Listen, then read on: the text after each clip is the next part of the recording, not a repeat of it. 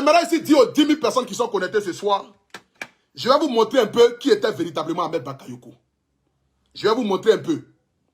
Regardez un peu ce monsieur-là. Regardez ce monsieur-là. Regardez dans les endroits qu'il partait, lorsque son peuple avait besoin de lui. Regardez un peu ce monsieur-là.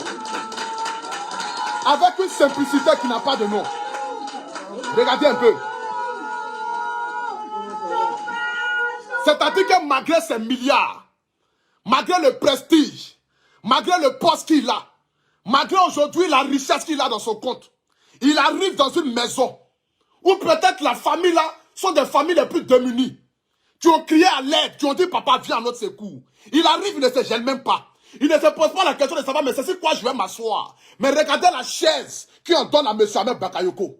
Mais c'est-à-dire que tellement humble, tellement généreux, tellement simple, lui-même il prend sa chaise et puis il s'assoit. C'est ce monsieur-là. Je vous dis ici ce soir, je ne vous parle pas d'un homme politique. Mais je suis venu rendre honneur et hommage à un grand homme. C'est-à-dire un monsieur qui a la main sur le cœur. Un digne fils de la Côte d'Ivoire. Un digne fils de l'Afrique. Un monsieur qui était rempli d'avenir. Qui pouvait changer l'histoire de la Côte d'Ivoire avec sa vision, sa manière de voir les choses. Celui-là même qui était à l'écoute du peuple. Parce qu'à chaque fois que quelqu'un mettait un commentaire, un post ou une vidéo qui demandait l'aide de M. Ahmed Bakayoko, il a toujours été présent. Il a toujours été présent. C'est cet homme-là qui vient de nous quitter. C'est ce monsieur rempli d'avenir là qui vient de nous quitter. C'est ce monsieur-là qui était le reflet palpable d'une jeunesse.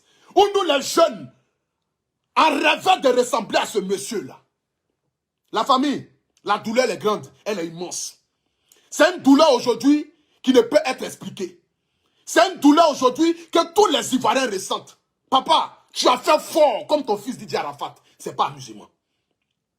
Tu as fait fort comme ton fils Didier Arafat. Tu ne pouvais pas faire ça. Tu ne pouvais pas mourir maintenant. Tu avais trop de choses à accomplir.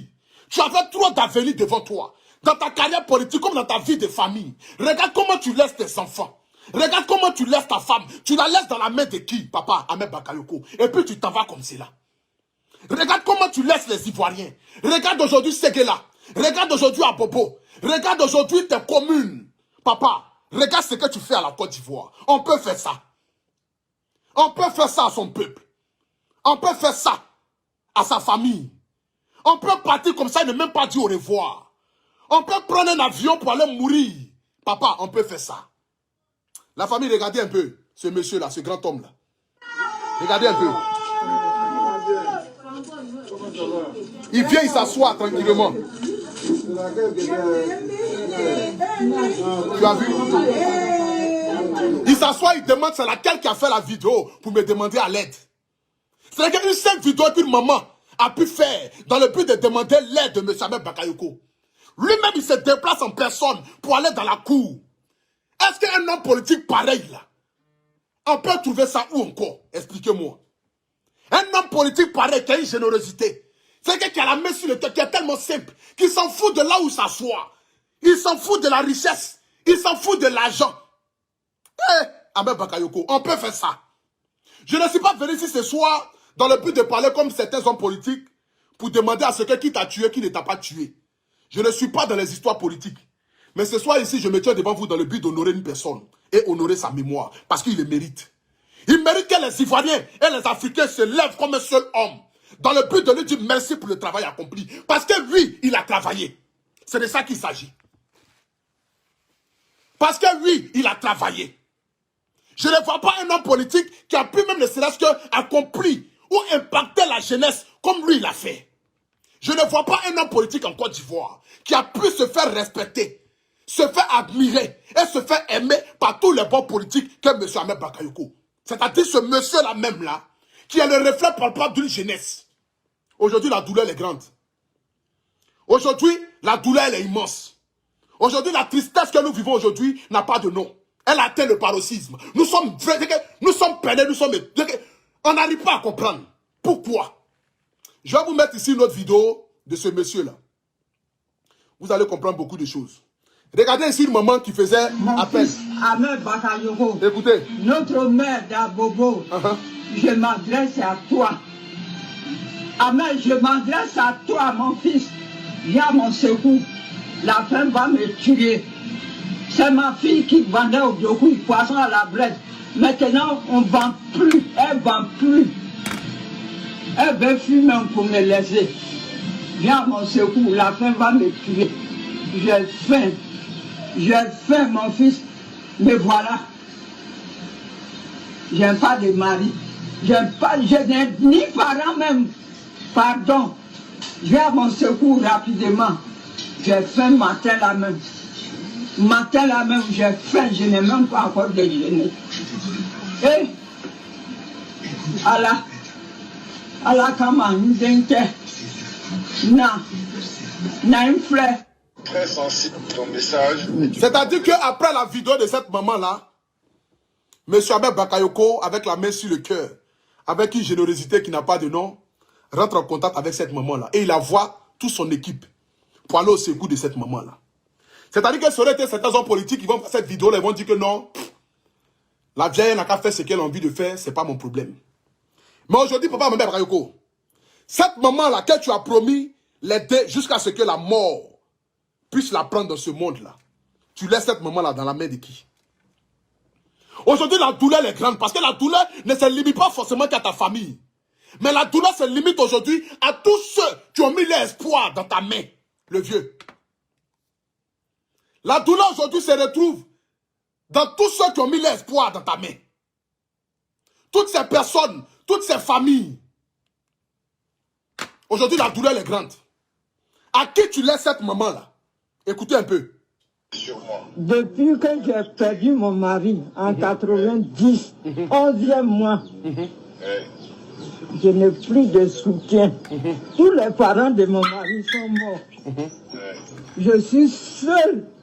C'est ça que je suis pour aller à Korogo avec mes enfants. C'est celle-là qui fait Maki, qui nous soutient. On est 10, c'est elle qui nous soutient. Elle est tombée malade aussi. Je vais l'aider. La guerre est venue, on est venu à Abidjan ici. Papa, merci. Que Dieu te bénisse, papa. Que Dieu te bénisse. Il n'y a plus de garçons.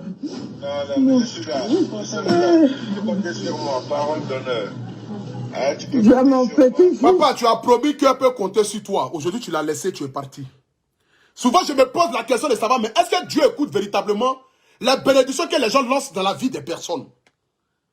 Parce que si Dieu écoutait ça véritablement, je ne pense pas que Dieu allait te prendre, papa. Parce que toutes ces personnes aujourd'hui qui te bénissent en longueur de journée, toutes ces personnes-là aujourd'hui qui pensent à toi, qui prient pour toi matin, midi, soir, parce qu'ils ont mis l'espoir dans ta main.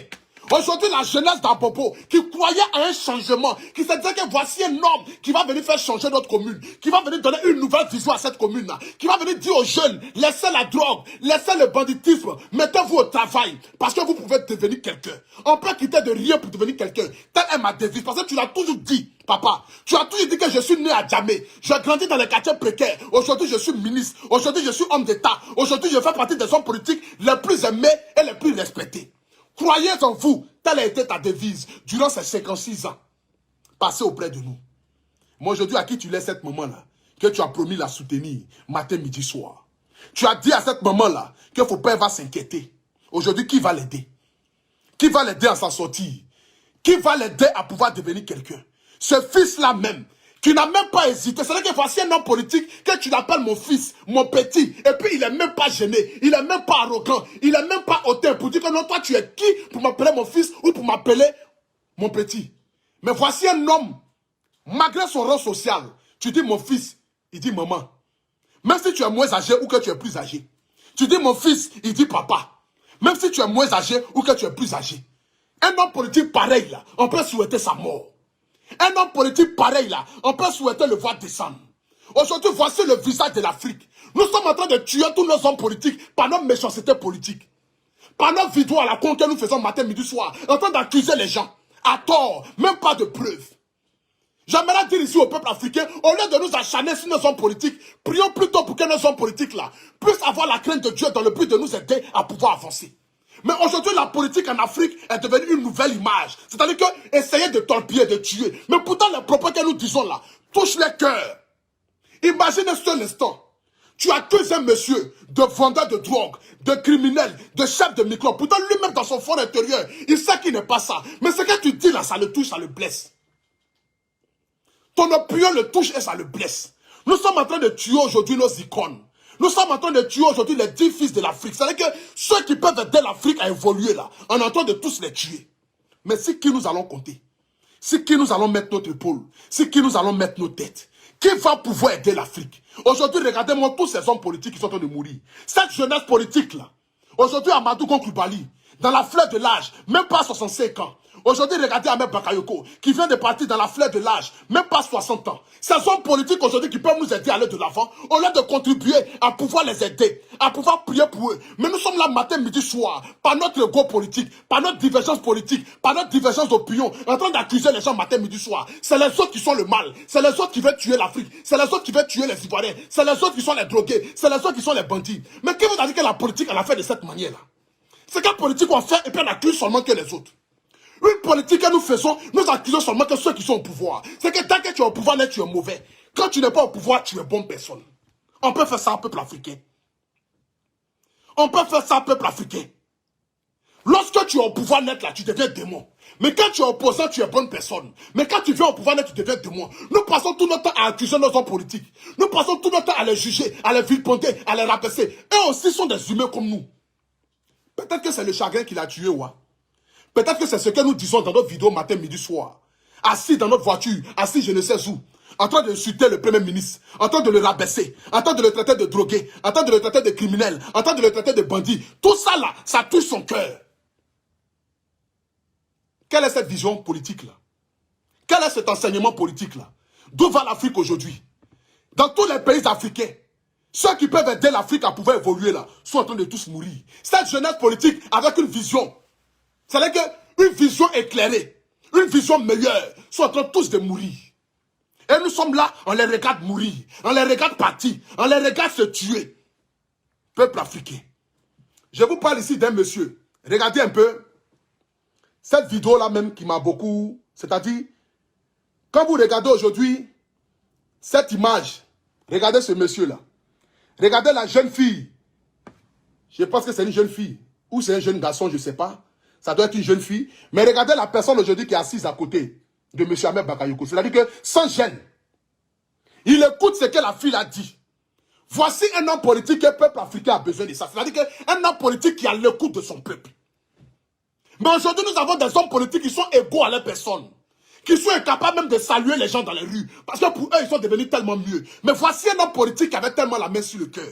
Malgré son rang social, malgré sa carrière politique, malgré sa richesse, regarde comment il est assis. Avec une petite fille peut-être qui n'a même pas 1000 francs dans son compte. Qui n'a même pas 10 euros dans son compte. Regardez aujourd'hui cet homme politique-là. Regardez aujourd'hui. Cet homme politique-là qui n'hésite même pas à embrasser même les personnes, même que d'autres personnes vont se dire que non, je ne peux pas toucher ça. Mais regardez cet homme politique-là.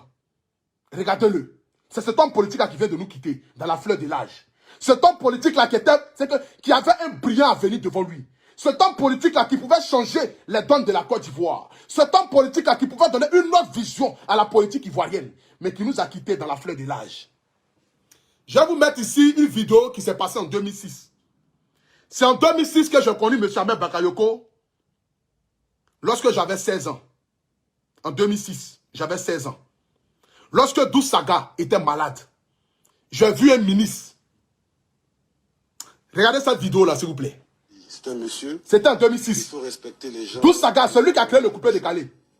Qui ont apporté leur savoir-faire, leur génie à notre richesse culturelle. Que personne ne peut nier ce que Dou Saga a fait. Et ce n'est pas acceptable qu'il soit dans cet état et qu'on ne se mobilise pas autour de lui. Il faut arrêter de faire des médecins après la mort, de venir faire des simagrées quand il va avoir un problème radical. Alors qu'aujourd'hui, il faut qu'on assiste. Je suis venu, d'abord à titre personnel, soutenir un jeune frère, et je suis très ému de le voir dans cet état. Je lui souhaitais un rétablissement, lui souhaitais vraiment de guérir rapidement, prier avec lui que ça soit... Vous voyez un peu? C'est-à-dire, voici un homme politique qui était à l'écoute même des artistes. En 2006, Dousaga ne se portait pas bien. Il était presque à la porte de la mort. Mais M. Ahmed Bakayoko n'a pas hésité de lui tendre la main. Voici cet homme politique-là qui vient aujourd'hui de nous quitter. C'est-à-dire le parrain des artistes, le parrain de la jeunesse, le parrain de la Côte d'Ivoire. Cet homme politique-là, que lorsque tu vas le voir, on ne dit pas son nom 2 fois, et puis voilà, lui, il vient. C'est lui-là l'appelle Ahmed Bakayoko. On ne dit pas son nom 2 fois, et puis voilà, lui, il vient. C'est cet homme politique-là, tu ne l'appelles pas 2 fois. Tu ne dis pas son nom 2 fois. Tu écris un commentaire, tu fais une vidéo, ça touche ce monsieur-là, ta vie a changé. Voici cet homme politique-là, je vais mettre ici une vidéo qui m'a marqué. Regardez ici cette vidéo-là. Regardez. Ça, c'est un DJ Arafat. Regardez un peu. Regardez. C'est mon fils. Je le mets au dos. C'est mon fils. C'est mon fils. Hey. Ici, c'était au concert de Didier Arafat. Montrez-moi un homme politique qui est capable de s'afficher autant. C'est-à-dire qu'il s'en fout de l'opinion publique. Il s'en fout de sa classe sociale. Il s'en fout de ce que ses homologues politiciens peuvent dire. Peuvent dire que non, ce n'est pas normal que tu t'affiches avec les jeunes de la sorte. Mais lui, il comprenait la jeunesse.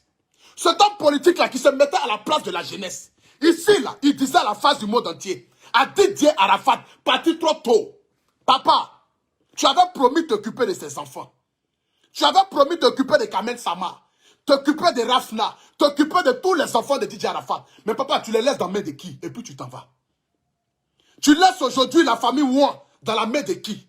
Tu laisses aujourd'hui les enfants de Didier Arafat dans la main de qui? Tu laisses aujourd'hui tes petits-enfants dans la main de qui? Papa, tu enterrais ton fils, il n'y a même pas encore 2 ans de cela. Tu enterrais Didier Arafat, il n'y a même pas encore 2 ans de cela. Regarde la douleur dans laquelle tu nous mets. Regarde aujourd'hui la tristesse dans laquelle tu mets les Ivoiriens. Regarde aujourd'hui cette douleur que ta famille ressent. Regarde aujourd'hui cette douleur que ton parti politique ressent. Regarde aujourd'hui cette douleur que tous les partis politiques ivoiriens ressentent aujourd'hui. Ahmed Bakayoko, tu as fait fort le vieux. Tu as fait fort. C'est pas musulman.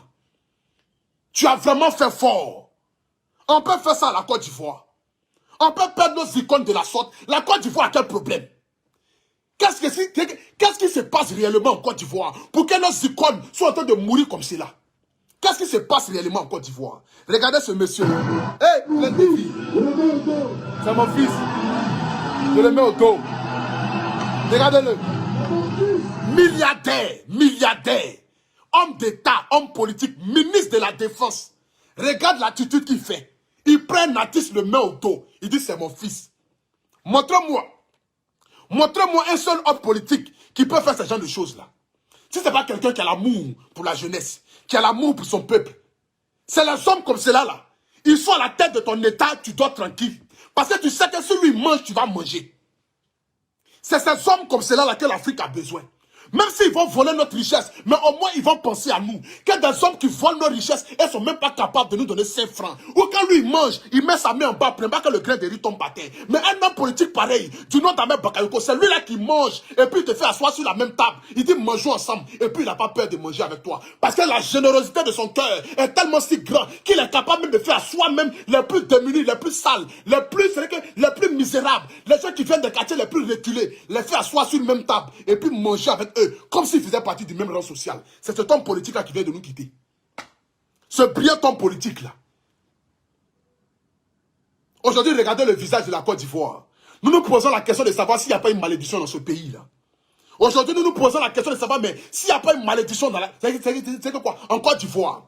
Comment se fait-il qu'en moins de 1 an, nous puissions perdre 2 ministres, 2 premiers ministres? C'est du jamais vu dans l'histoire du monde entier. C'est la première fois. Et ça arrive en Côte d'Ivoire. C'est incroyable. C'est incroyable. C'est du jamais vu. C'est la première fois de l'histoire d'un pays, depuis le monde a été créé, depuis les États ont été créés. C'est la première fois de l'histoire que nous perdons 2 premiers ministres en même pas 1 an. Mais qu'est-ce qui arrive à la Côte d'Ivoire? C'est-elle une malédiction? N'avons-ils pas besoin des hommes de Dieu dans le but de prier pour ce beau pays-là? Ce beau pays aujourd'hui qui est en train de sombrer. Parce que vous ne voulez ou pas, Aujourd'hui, la Côte d'Ivoire est dans une phase tournante qui n'a même pas de nom. Aujourd'hui, la Côte d'Ivoire ne respire plus l'air que nous respirons avant. Aujourd'hui, la Côte d'Ivoire a aujourd'hui un visage vraiment qui est désagréable. Aujourd'hui, la Côte d'Ivoire, nous nous posons la question, mais est-ce que c'est la même Côte d'Ivoire de Nana Boigny? Aujourd'hui, les fils et les filles sont en train de s'entretuer à cause de la politique. Aujourd'hui, la divergence d'opinion politique a fait que nous avons oublié même ce pourquoi nous sommes engagés dans la politique. C'est-à-dire que se battre pour la survie du peuple. C'est pourquoi je le dis ici, nous pouvons avoir tous des divergences politiques. Mais lorsque nos divergences politiques vont à l'encontre de la stabilité de nos citoyens, nous devons nous mettre ensemble dans le but de former un bloc. Parce que quand on vient pour être président, ministre, député, c'est pour subvenir aux besoins de son peuple. Mais aujourd'hui, dirigeant africain, lorsqu'il devient président, c'est pour subvenir aux besoins de sa famille et s'en foutre de si le peuple mange ou pas. Aujourd'hui, c'est la guerre politique en Côte d'Ivoire. Aujourd'hui, c'est la guerre de qui est bon, qui n'est pas bon. Tel camp attaque tel camp. Mais personne ne parle. Qu'est-ce que nous pouvons accomplir pour la Côte d'Ivoire? Personne n'ose s'asseoir pour venir dire, voici la vision que j'ai pour le pays. Voici ce que je propose pour la jeunesse. Aujourd'hui, nos enfants, nos frères sont en train de mourir dans la mer, sont en train de se tuer dans la mer. Au lieu de chercher des solutions dans le but de souvenir aux besoins de cette jeunesse-là, de créer des emplois, de créer des usines. Mais tout ce qui les intéresse là, c'est d'accuser tel camp. Mettons-nous ensemble pour enlever un. Mais jamais ils ne se mettent ensemble pour dire oui, on va se mettre ensemble pour faire avancer l'Afrique, pour faire avancer la Côte d'Ivoire. Mais quelle est cette manière de faire la politique? Vous dites que vous copiez sur les Blancs. Mais les Blancs, là, quand ils viennent au pouvoir, ils cherchent comment ils vont faire pour que leurs petits-enfants puissent être à l'aise demain. Même pas les enfants, mais ils pensent à leurs petits-enfants. Mais aujourd'hui, quand vous venez au pouvoir, c'est comment vous allez faire pour devenir quelqu'un. On peut faire ça à Dama. Je vais vous mettre ici encore une autre vidéo. Cette vidéo-là même, qui a montré qu'Ahmed Bakayoko est différent de tous les hommes politiques du monde entier. Cette vidéo-là, je vais la mettre ici pour qu'ensemble nous puissions voir. Je ne sais pas si j'ai cette vidéo-là.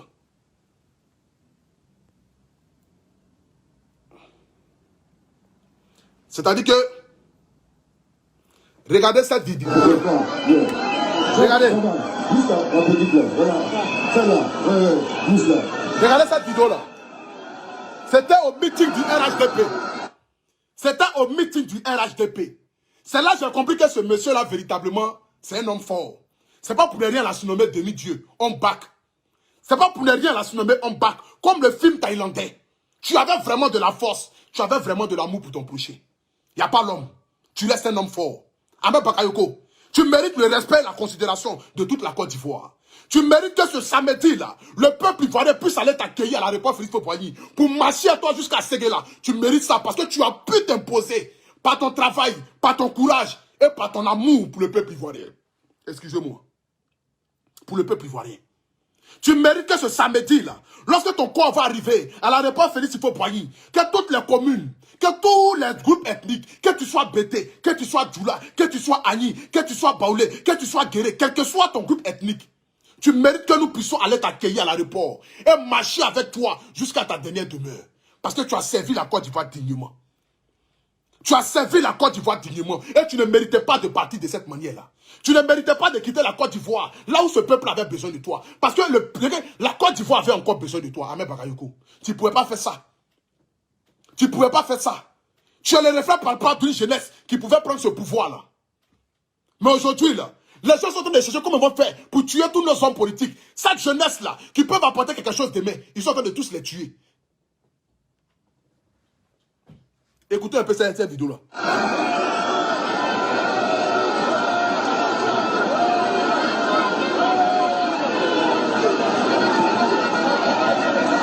Écoutez bien. Ça va? Comment tu t'appelles? Fatim, Fatim, où tu habites? à Sikoji. À Sikoji. Bon, tu fais quoi dans la vie? Je vends banane douce. Tu vas banane douce. Vous savez, depuis que je suis assis, Dieu me fait la regarder. Depuis que je suis assis, je la vois et l'applaudis. Je me suis dit, je ne peux pas aider en même temps tout le monde. Mais si Dieu fait que je la regarde là, c'est que Dieu a envie que je l'aide. Donc, Tati, ton grand frère, je vais te donner 5 millions de francs, c'est toi qui te connais. Regardez cet homme politique là. Quelqu'un peut être aussi fort comme cela. Dans un meeting, il choisit une personne au hasard. Pendant que les hommes politiques là, quand ils arrivent là, c'est comme on va faire pour dire votez-moi. Votez-moi et votez-moi. Il voit une jeune fille. Et il dit de surcroît, toujours avec le nom de Dieu dans sa bouche. Dieu m'a dit que cette fille là, je dois l'aider. Il a fait monter la fille sur le podium. Lui a demandé ce que tu fais. C'est ça qu'on appelle un homme politique qui est prêt pour la jeunesse. Qui pose la question d'abord de savoir qu'est-ce que tu veux devenir, qu'est-ce que tu veux faire. Elle dit je veux une banane douce. Il n'a même pas dit ma fille. Hein. Il dit mon grand frère. Il a dit à la fille, ton grand frère que je suis.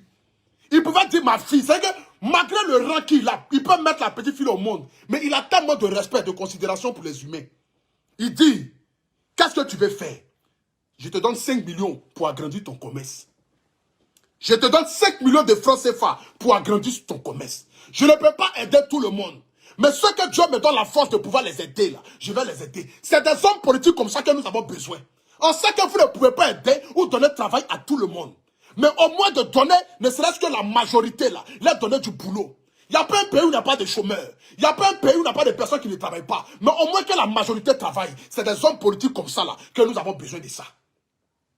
Mais je ne sais pas qu'est-ce qui est arrivé. J'ose croire que c'est Dieu qui l'a enlevé, que c'est son jour qui est arrivé. Mais si M. Ahmed Bakayoko a été tué par quelqu'un, c'est que vous avez tué véritablement une autre vision de l'Afrique. J'ose croire que ce monsieur-là est mort parce que son jour est arrivé, parce que Dieu l'a appelé auprès de lui. Mais si ce monsieur-là a été tué, c'est que véritablement ceux qui l'ont tué ne sont pas intelligents. Parce que vous avez enlevé un digne fils. Vous pensez que vous allez lui faire du mal, mais pourtant vous venez faire du mal à la Côte d'Ivoire. J'ose croire toujours qu'il est mort de manière naturelle. Mais si ce monsieur-là a été ôté la vie, on lui a ôté la vie, c'est que vous n'avez pas fait du mal à ce monsieur-là, mais vous venez de faire du mal à toute une jeunesse, à toute l'Afrique. Aujourd'hui, c'est désolant. C'est pas croyable. C'est même pas imaginable de voir un monsieur rempli de vie. Ce monsieur-là qui pouvait apporter un plus à la politique africaine et ivoirienne. Ce papa rassembleur, ce père-là même qui ne peut même pas, qui est capable de s'asseoir par terre avec tout le monde. Cet homme fort, prêt pour la musique ivoirienne et africaine. Eh papa, on peut faire ça. Regardez ce monsieur-là. Rempli de joie. Regardez. Regardez ce monsieur-là.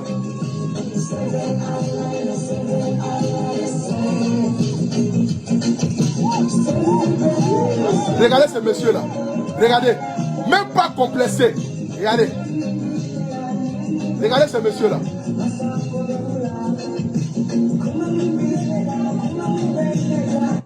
On peut faire ça. Tu as fait fort. Regardez ce monsieur-là encore. Regardez ce monsieur-là. Regardez comment il danse. C'est lui qui est en blanc là. Hein? C'est lui qui est en blanc là. Regardez. Regardez.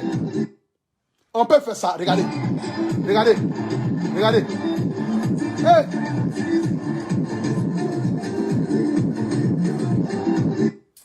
Non, c'est pas croyable. Papa, tu as fait fort. Regardez cette vidéo ici de lui avec Didier Arafat. Assis. Kayoko, ministre d'État, dangereux homme de ce pays. Attendez. Il est assis. Regardez, écoutez un peu. De ce pays, il est assis. Kayoko, ministre d'État, dangereux homme de ce pays. Il est assis. Vous voyez ça? Tellement simple. Il était assis à son fils Didier Arafat. Didier Arafat dit, Monsieur Ahmed Bakayoko, ministre d'État, dangereux homme de ce pays. Il dit, Yoro, on est ensemble. C'est ce monsieur, lui-là, qui n'avait même pas honte de se coller à ces artistes-là. Combien d'artistes africains que ce monsieur-là a pu aider? Ce n'est pas les Congolais qui me diront le contraire. Parce que ce monsieur-là a aidé tous les artistes africains. Aujourd'hui, même le grand Davido dit qu'il vient en Côte d'Ivoire. Parce qu'il ne peut pas rester indifférent face à cette douleur-là. Le grand Davido dit qu'il quitte au Nigeria, qu'il vient en Côte d'Ivoire ce samedi-là. Parce qu'il aimerait être là Parce que ce monsieur-là est un homme digne. Ce monsieur, lui-là, il n'y a pas son deux. Ce monsieur qui vient de décéder là, s'il n'est pas mort naturellement là, ceux qui l'ont véritablement tué là, vous avez fait du mal à la Côte d'Ivoire. Vous n'avez pas fait du mal à sa famille, mais vous avez détruit l'espoir de toute une jeunesse. Vous avez détruit le reflet de toute une jeunesse. Vous avez anéanti l'espoir de tout un pays. Voici des hommes politiques que nous avons besoin de pour faire évoluer l'Afrique. Au lieu de vous asseoir dans vos bureaux, dans vos costumes, en train de chercher comment vous allez faire pour piller les richesses de l'Afrique, enrichir votre famille, vous ne faites jamais rien, même pas d'école, même pas d'hôpital, même pas rien. Vous n'êtes jamais là pour la jeunesse. Vous n'écoutez jamais cette jeunesse-là. Matin, midi, soir. Vous êtes là matin, midi, soir en train de piller les richesses de l'Afrique, les richesses de la Côte d'Ivoire. Mais voici un enfant qui a toujours été à l'écoute du peuple. On ne l'appelle pas deux fois. On ne dit pas son nom deux fois. Et puis voilà, lui, il vient. C'est lui qui l'appelle la mère Bakayoko. On ne l'appelle pas deux fois. La preuve en est ici. Voici la vidéo où je vous prouve qu'ici, on ne l'appelle pas deux fois. Et puis voilà, lui, il vient. On ne dit pas son nom deux fois. Et puis voilà, lui, il vient. Regardez cette vidéo de cette maman-là. Mon fils, Qui a fait une vidéo. Bakayoko, Écoutez. notre mère d'Abobo, je m'adresse à toi. Amen, je m'adresse à toi, mon fils. Viens à mon secours. La faim va me tuer. C'est ma fille qui vendait au Diokou, le poisson à la braise. Maintenant, on ne vend plus. Elle ne vend plus. Elle veut fumer pour me laisser. Viens à mon secours. La faim va me tuer. J'ai faim. J'ai faim, mon fils. Me voilà. Je n'ai pas de mari. Je n'ai ni parents même. Pardon. Cette maman-là a fait cette vidéo-là lorsque nous étions dans les débuts du coronavirus, où les sanctions avaient déjà été prises par le gouvernement de la Côte d'Ivoire. C'est là cette maman-là a fait cette vidéo-là pour demander de l'aide. Cette maman-là a fait une petite vidéo qui était postée sur les pages. Et le ministre Ahmed Bakayoko a vu cette vidéo-là. C'est là, je vous dis, on ne dit pas son nom deux fois. Et puis voilà, lui, il vient. C'est un homme comme cela, là, que l'Afrique vient de perdre. Adama. On peut vouloir éliminer tous les enfants africains. On peut vouloir éliminer tous ceux qui peuvent faire aider l'Afrique. On peut vouloir tuer tous ceux qui peuvent faire évoluer l'Afrique. On peut faire ça. Voici ce monsieur-là qui ne dit pas son nom deux fois. Pourtant, vous avez l'argent plus que lui. Vous êtes assis dans vos fauteuils, dans vos différents bureaux, dans vos différentes maisons. Quand on vous appelle, vous ne venez jamais au secours de la jeunesse. Vous êtes même, c'est-à-dire que vous êtes même, on ne sait même pas si vous existez en Côte d'Ivoire. Tellement vous êtes ratés. Tellement vous n'êtes pas prêts dans le but d'aider les gens. Mais voici ce monsieur-là, qu'on ne dit pas.